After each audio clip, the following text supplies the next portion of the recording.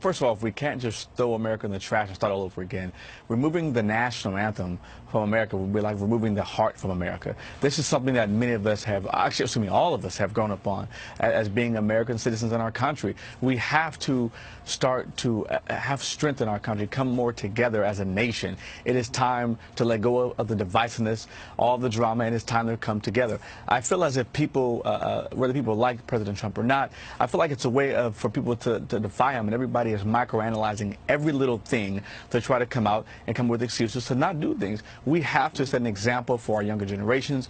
We have been doing this for years and years. We all grew up on this. It's time to start moving forward and be strong as a nation together. Capri. Yeah. Look, I mean, I certainly respect the advocacy efforts of the NAACP on behalf of African Americans all across the country. However, I think that, you know, their efforts would be better served in this context to maybe lobby state legislatures or school boards to try to be more inclusive in regards to the curriculum for American history. As you mentioned, Brian, I mean, most people don't even know this verse exists. Most people are not aware that there's anything in the national anthem that has anything to do with African Americans joining British soldiers in the War of 1812 to try to, you know, seek freedom. And so, fair enough. I mean, let's make it a teachable moment. But to just, you know, throw the baby out with the bathwater and change our national anthem, I think, is premature. And does it matter, Chris, if you look back at Francis Scott Key's life? You know, he writes the national anthem. He was trying to get a friend off a British ship and try to set up a prisoner exchange. When they start bombing Fort McHenry, he writes this 3 verses. It was a poem. It becomes our national anthem in the 20th century. So does it matter that he starts off typical slave owner and he ends up legally using his legal efforts to free slaves and have them further represented? Should we go back into his future? Does that play into this conversation? Or do we just say that was 200 years ago, don't worry about it?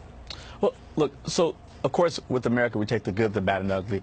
There's a reason why the 3rd verse is not included. I think the entire conversation is frankly outrageous. And to your point earlier, there's numerous things that they could be focusing on as well. There's a reason why the majority of Americans don't even know the verse exists. We're probably giving them the reason that they know it exists right now. I didn't. So, right.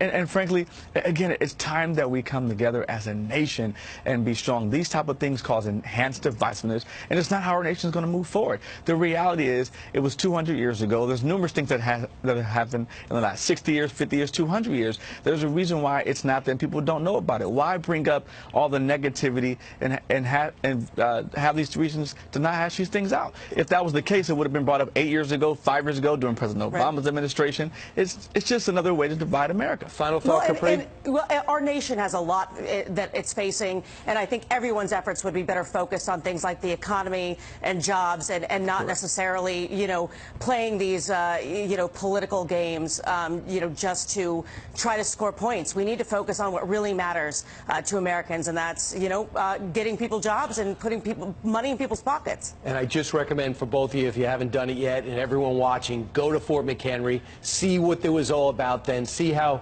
in peril our democracy was and our country was, and understand why he wrote it and understand why it was necessary to make it the national anthem. Guys, great debate. Thanks so much.